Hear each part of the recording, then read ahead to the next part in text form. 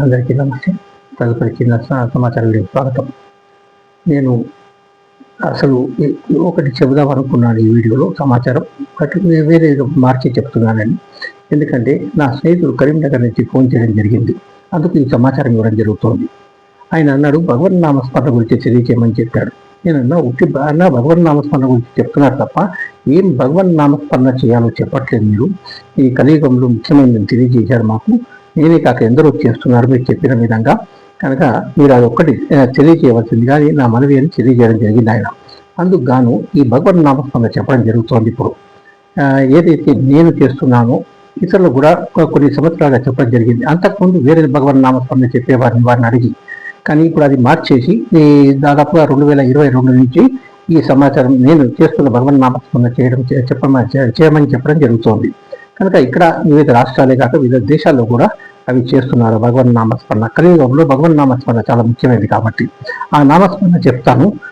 వీలైతే మీరు కూడా చేయండి. దీంట్లో బలవంతం మోమాటం లేదు. అందుకు నేను ఖచ్చితంగా తెలియజేస్తున్నానని.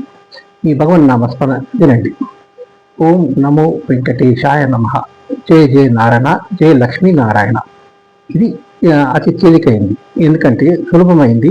ఈ తెలియజేస్తున్నాను మీకు. 5 సెకండ్లు చేయొచ్చు, 10 సెకండ్లు. దీనికి నియమ నిబంధనలు లేవు. ఎప్పుడైనా ఎక్కడైనా ఎవరైనా చేయవచ్చు అని మా అభిప్రాయంగా తెలియజేస్తున్నాం. ఆ తర్వాత మీ ఆలోచన మీరు చేయాలా లేదా మీరు నిర్ణయించుకోండి.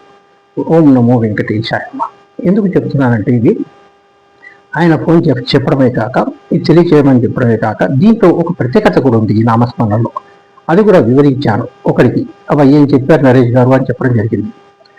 దీని ఫలితం ఏంటంటే దీని అర్థము ఒకరు ఫలితం ఇస్తారు, ఇంకొకరు ఆపుతారు. కనుక ఇద్దరు ఫలితం ఇవ్వండి, ఇద్దరు ఆపకండి అని. ఆపితే ఇద్దరు ఆపండి, లేకపోతే ఇద్దరు ఇవ్వండి అని ఇది ఫస్ట్ అన్నమాట. అది తెలియజేశాను నేను. కనుక ఈ వీడియో చిన్న వీడియో కాబట్టి కొంత సమాచారం ఇస్తాను. ఎప్పుడైనా పెద్ద వీడియోలో తక్కువ సమాచారం, పెద్దగా పూర్తి సమాచారం ఇచ్చే ప్రయత్నం చేస్తాను. ఓం నమో వెంకటేశాయ నమః. అందరికీ ప్రత్యేక ధన్యవాదాలు.